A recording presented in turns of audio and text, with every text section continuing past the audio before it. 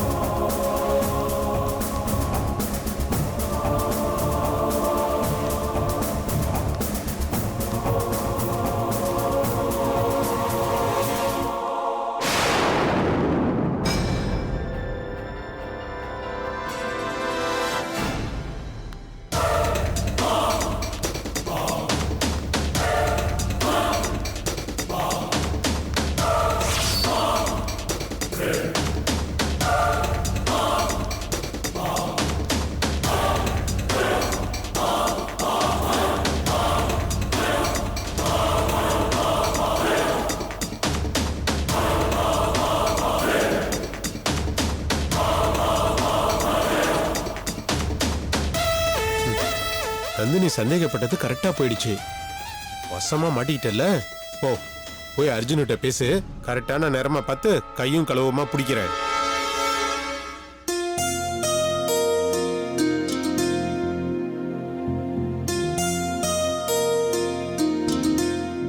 இந்தங்க.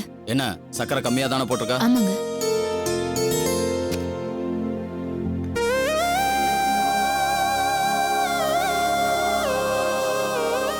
அடடே, வாங்கம்மா, வாங்க வாங்க.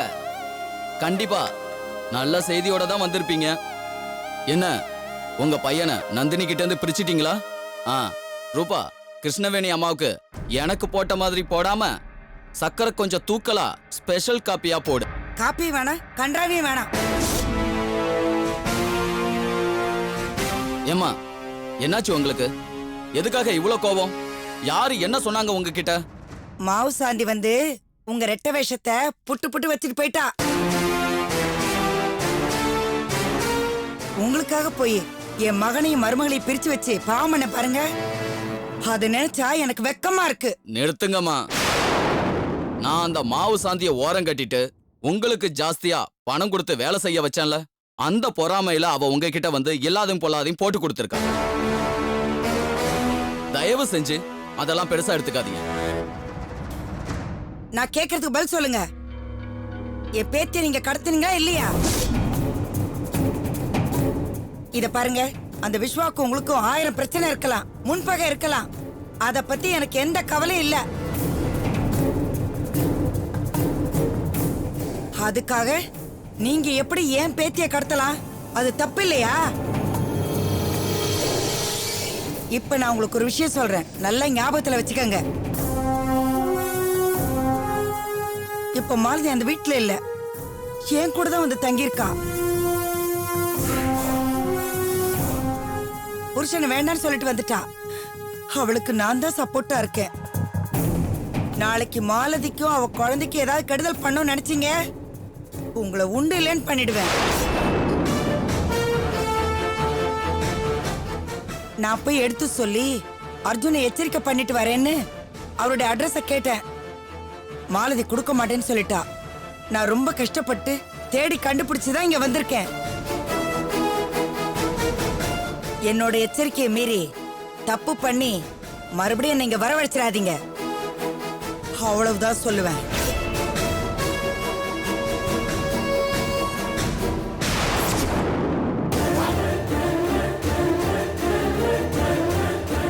ஓஹோ, இவன் ஃபாலோ பண்ணிட்டு வந்திருக்கான். அதனால தான் இந்த கிழவி நம்மள திட்டிக்கிட்டு இருக்காளா?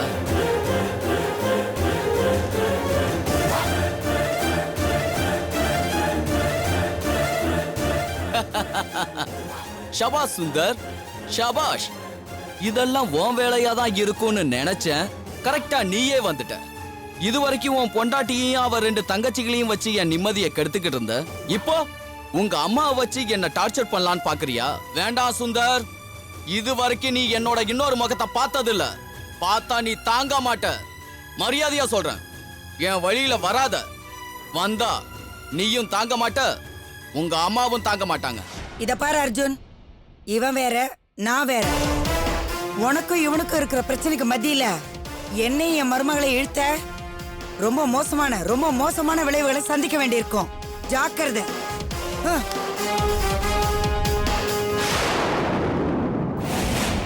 சுந்தர், இப்படி வா. நான் ஒதுங்கி போகணும் தான் நினைக்கிறேன். அது என்னமோ தெரியல, உனக்கும் நந்தினிக்கும் அது பிடிக்க மாட்டேங்குது. என்ன வீடு தேடி வந்து வம்பு இழுக்கிறது உங்களுக்கு பொழுதுபோக்கா இருக்கு. அடச்சி, வாய மூடியா? மூட்டி ஏறிய சண்டை போறதுக்கு வந்தா? பின்ன வேற எதுக்கு வந்த? அது உனக்கு தேவையில்லாத விஷயம்.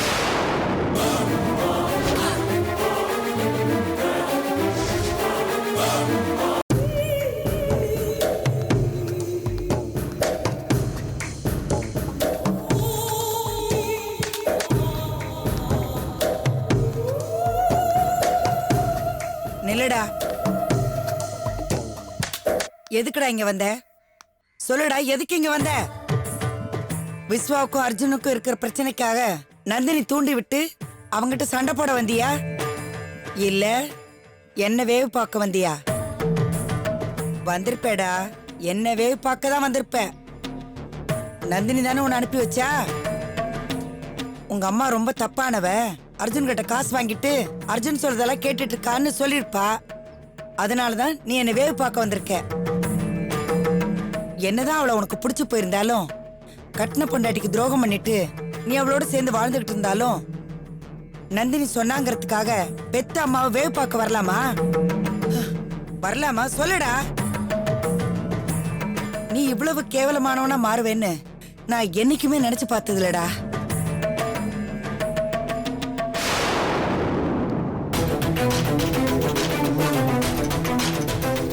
நான் பெத்த பையன் நீ இவ்வளவு யோசிக்கும் போது உன்னை பெத்தனா எவ்வளவு யோசிப்பேன். கிருஷ்ணவேணிடா, அவ்வளவு சீக்கிரம் இவ யார்கிட்டே சிக்க மாட்டா.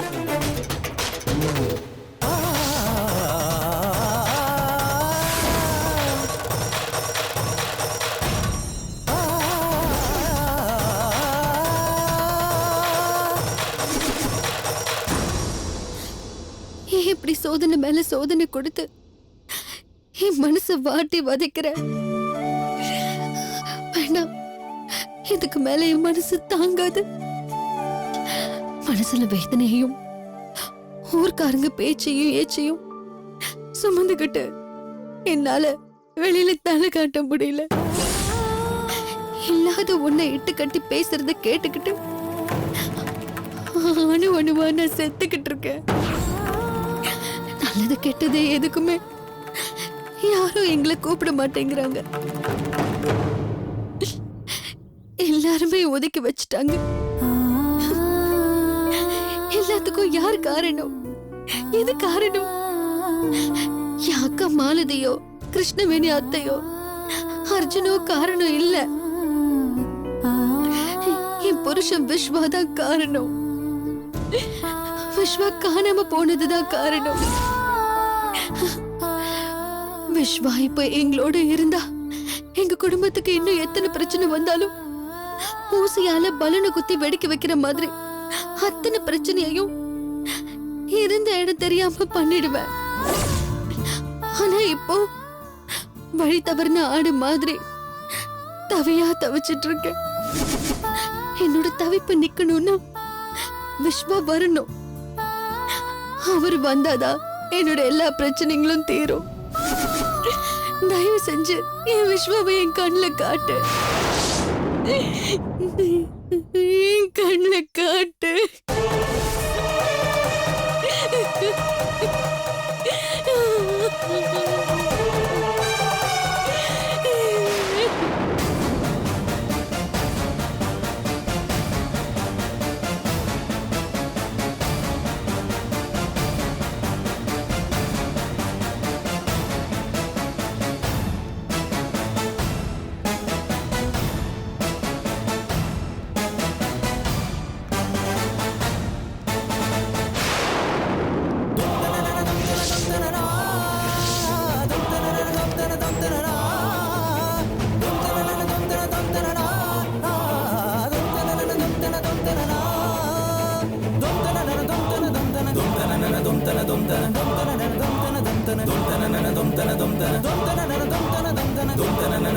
Dum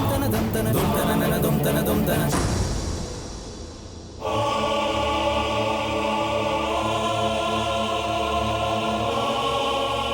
excuse me.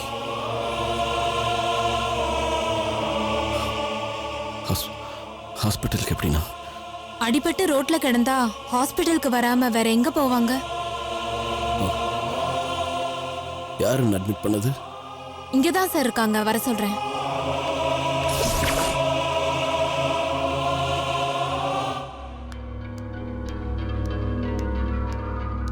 Akila ma'am.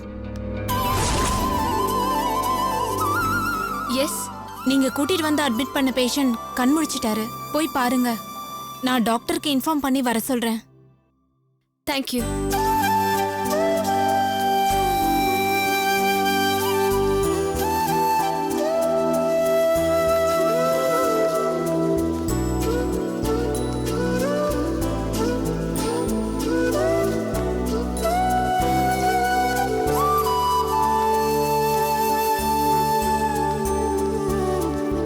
நீங்க? என் பேர் அகிலா. அன்னைக்கு நைட்டு நான் ஆட்டோல வந்துட்டு இருந்தப்போ நீங்க தலையில அடிபட்டு ப்ளீடிங்கோட ரோட்ல விழுந்து கிடந்தீங்க. அதான் உங்களை ஆட்டோல தூக்கி போட்டு கொண்டு வந்து இங்க அட்மிட் பண்ண. 15 days ஆயிடுச்சு.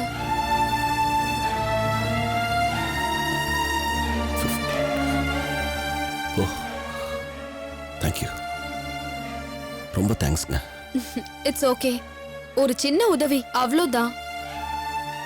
ஆமா, எப்படி இப்படி அடிபட்டுச்சு? என்ன கொஞ்சம் பேர் துரத்திட்டு வந்தாங்க. நான் ஓடினேன். வரும்போது சின்ன ஆக்சிடென்ட். பேஷண்ட் கிட்ட பேர் என்னன்னு கேட்டீங்களா? டாக்டர், அது டாக்டர். என் பேர் விஸ்வா. ரொம்ப thanks doctor. Thank you so much. Thanks இவங்க கிட்ட சொல்லுங்க. ஒரு 5 நிமிஷம் லேட்டா கொண்டு வந்து அட்மிட் பண்ணியிருந்தாலும் நீங்க இப்ப உயிரோட இருந்திருக்க மாட்டீங்க. அவ்வளோ பிளட் லாஸ் ஆயிருந்தது. ரொம்ப ரொம்ப தேங்க்ஸ்ங்க. சத்தியமா எப்படி உங்களுக்கு தேங்க் பண்றதுன்னு தெரியல. நிஜமா சொல்றேங்க, இந்த காலத்துல ரோட்ல ஒரு ஆக்சிடென்ட்னா ஒன்று வேடிக்கை பார்க்குறாங்க, நமக்கே வம்பு, போலீஸு கேஸு பிரச்சனைன்னு ஓடி போயிடுறாங்க. நீங்க நிஜமாவே சொல்றேன், கமெண்டபிள் ஜாப். ரொம்ப ரொம்ப தேங்க்ஸ். எவ்வளோ பெரிய ஹெல்ப் பண்ணியிருக்கீங்க தெரியுமா? So nice of you. நிஜமாவே you must be a very good human being. செலவு மட்டும் பண்ணல விஸ்வா, உங்களுக்கு பிளட் டொனேட் பண்ணதும் இவங்க தான். கரெக்ட் டைம்க்கு பிளட் கிடைக்காம போயிருந்ததுன்னா ரொம்ப பிரச்சனையா இருக்கும். அதுக்காக நீங்க இவங்களுக்கு லைஃப் ஃபுல்லா தேங்க்ஸ் சொல்லி ஆகணும்.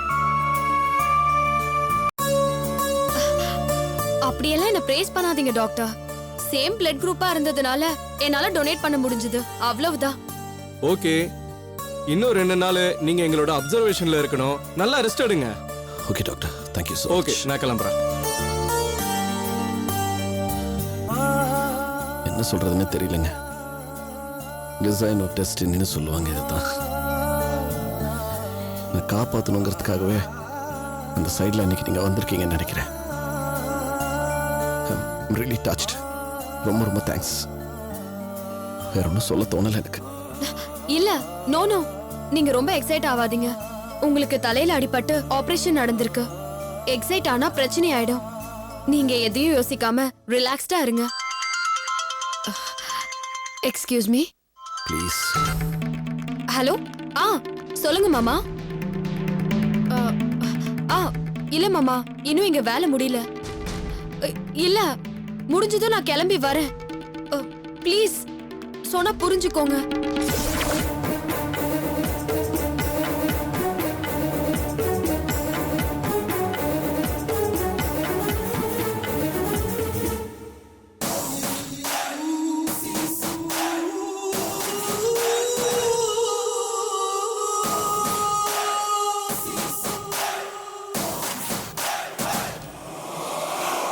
இவ்வளவு செலவு பண்ணியும் இத்தனை நாள் ஆகியும் விஸ்வா இருக்கிற இடம் தெரியலன்னு கைய விரிச்சிட்டு வந்து நிக்கிறீங்களே, வெக்கமா இல்ல உங்களுக்கு?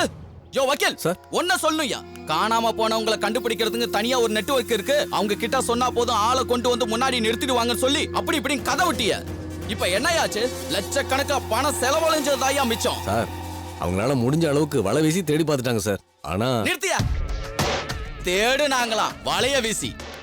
ஊருக்குள்ள வீசினதுக்கு பதிலா வலைய கொண்டு போய் கடல்ல வீசி இருந்தா டன் கணக்குல வஞ்சரமும் வவ்வாலும் கிடைச்சிருக்கும். யோ, எரிச்சல கலப்பாதையா. அந்த மாவு சாந்தி அத்தனை உண்மையை அந்த நந்தினி கிட்ட கக்கிட்டாயா. இப்போ எந்த நேரத்திலும் போலீஸ் என்ன தேடி வரலாங்கிற நிலைமை இருக்கு. நான் அந்த விஸ்வாவை கடத்தாமலேயே விஸ்வாவை கடத்தினதா பொறுப்பை ஏத்துக்க வேண்டியதா இருக்கும். தேவையா எனக்கு இதெல்லாம்? சார் அதை விடுங்க சார். நான் சொன்ன நெட்வொர்க்கை விட போலீஸோட நெட்வொர்க் ரொம்ப பெருசு சார். விஸ்வாவை தேடுற வேலையை அவங்க கிட்டே விட்டுறலாம் சார். என்னையா வளர்ற? போலீஸ் தான் அவனை ஏற்கனவே தேடிக்கிட்டு இருக்கேயா. அப்படியே அவன் போலீஸ் கையில கிடைச்சாலும் அது நமக்கு தானே ஆபத்து. என்ன சார் நீங்க? ஏற்கனவே அந்த லேண்ட் ஓனரை போட்டு தள்ள முயற்சி பண்ணான்னு அவன் மேல ஒரு கேஸ் இருக்கு சார். இப்ப அந்த லேண்ட் ஓனர் உண்மையிலேயே செத்து போயிட்டா விஸ்வா தான் அவரை கொன்னுட்டான்னு ஈஸியா நம்ப வச்சிடலாம் சார். அதுக்கப்புறம் விஸ்வாவை கண்டுபிடிச்சு ஜெயிலுக்குள்ள தள்ள வேண்டிய பொறுப்பு போலீஸ்க்கு போயிடும் சார். அப்போ இன்னொரு தடவை முயற்சி பண்ணி அவன் கதையை முடிக்கலாம்னு சொல்றியா? விஸ்வா தான் முடிக்கிறான் சார்.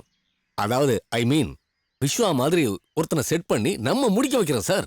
சரியான ஐடியாயா. யோ வக்கீல், இந்த ஐடியாவை ஏன் முன்னாடியே சொல்லல? தோணும் போது தானே சார் சொல்ல முடியும். நீ வக்கீலுங்கிறத அடிக்கடி ப்ரூவ் பண்றியா? அப்போ விஸ்வா மாதிரி இருக்கிற ஒருத்தனை செட் பண்ணி அந்த லேண்ட் ஓனரை போட்டு தள்ள வைக்கணும். அத கொஞ்சம் பேர் பார்க்கணும். கொலை பண்ணது விஸ்வா தான்னு அவங்க சாட்சி சொல்லணும்.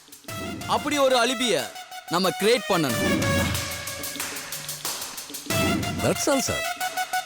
அப்ப நம்ம ஆளுங்களை வச்சு காரியத்தை கச்சிதமா முடிச்சிடியா? பாதி முடிஞ்சதுன்னு நினைச்சுக்கோங்க சார். நல்ல தொடக்கம் பாதி முடிஞ்ச மாதிரின்னு இங்கிலீஷ்ல ஒரு பழமொழியே இருக்கு சார். ஏற்கனவே விஸ்வா அந்த லேண்ட் ஓனரை போட்டு தள்ள முயற்சி பண்ணான்னு போலீஸை நம்ப வச்சிருக்கமே, அதைத்தான் நான் நல்ல தொடக்கம்னு சொன்னேன். சூப்பர்யா. இப்பவே அந்த வேலையை ஆரம்பிச்சிடு. நீ கிளம்பு. சரிங்க சார், வரேன் சார். டேய் விஸ்வா, அந்த லேண்ட் ஓனர் உண்மையிலேயே சாக போறான். நீ நிரந்தரமா ஜெயிலுக்கு போக போற.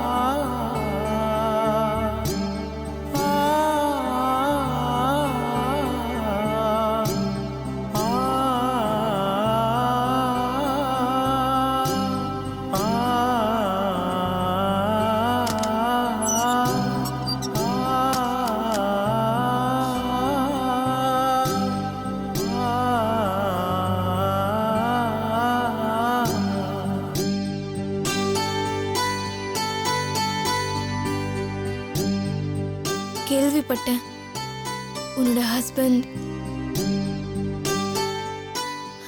10 நாள் இருக்குமா? இன்னைக்கு 16வது நாள். காரியம் பண்ணிருக்கணும்.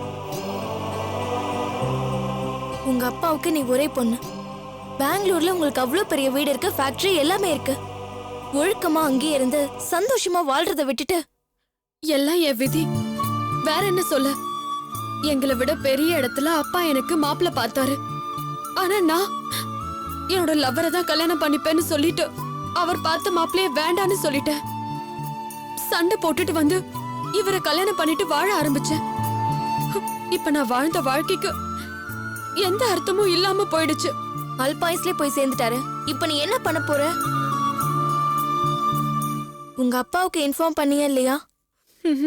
இல்ல, நான் அப்பாவை விட்டு பிரிஞ்சு வந்ததுக்கு அப்புறம் மனசு உடைஞ்சு போயிட்டாரு.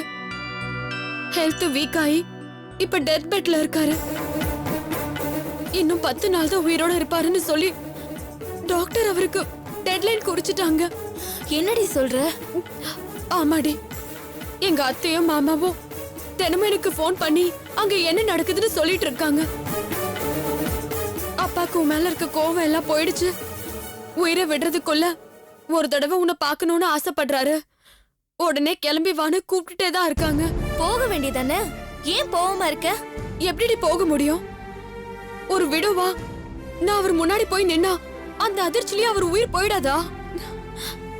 நான் என் ஹஸ்பண்டோட சேர்ந்து சந்தோஷமா குடும்பம் நடத்திட்டு இருக்கிறத அப்பா நினைச்சிட்டு இருக்காரு. அதான் உயிரை விடுற வரைக்கும் அவர் அப்படியே நினைச்சுக்கிட்டோன்னு நான் முடிவு பண்ணிட்டேன். தப்புடி. நீ போய் சொன்னாதான் உங்க அப்பாவுக்கு நீ விடுவான விஷயம் தெரியும் நினைக்காத. அத சொல்லாமலே அவருக்கு தெரிய வாய்ப்பு இருக்கு. அப்படி தெரிஞ்சா அவர் மனசு எவ்வளவு வேதனைப்படும். சாக போற நேரத்துல அவர் அந்த வேதனையை அனுபவிக்கணும்னு நினைக்கிறியா நீ?